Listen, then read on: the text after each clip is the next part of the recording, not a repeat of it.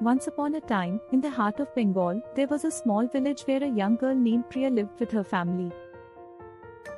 Priya was known for her beauty, but she was also known for her arrogance and her cruel nature. She would often mistreat the villagers, causing them great distress. One day, while walking through the forest, Priya came across an old, abandoned temple.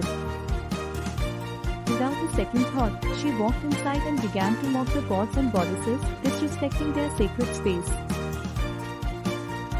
Little did she know that her actions could have dire consequences. That night, Priya was awoken by a strange noise. When she looked around her room, she saw a figure standing at the foot of her bed.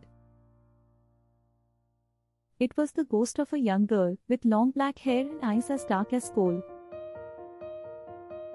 Priya was terrified and tried to scream, but no sound came out of her mouth. The ghost spoke to her in a soft, but menacing voice, "You have disrespected the gods, and now you must pay the price."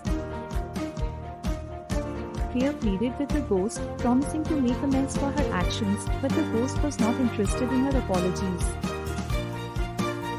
Instead, she cursed Priya, saying that she would never know peace until she had made up for her sins. From that day on, Priya was haunted by the ghost wherever she went. The villagers began to shun her, and her family was ostracized from the community. Priya tried to make amends, but nothing seemed to work. The ghost's curse had taken hold, and Priya was trapped in a world of darkness and despair. Years went by, and Priya grew old and frail. One day, she decided to return to the old temple where it all began. She sat down and began to pray to the gods, begging for forgiveness and hoping to lift the curse. Suddenly, a bright light filled the temple, and Priya saw the ghost of the young girl once again. But this time, the ghost looked different. She was smiling, and her eyes were filled with warmth and love. "Your prayers have been heard," the ghost said, "and your sins have been forgiven.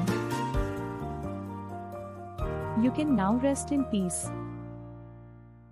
With those words, the ghost disappeared, and Priya knew that the curse had been lifted.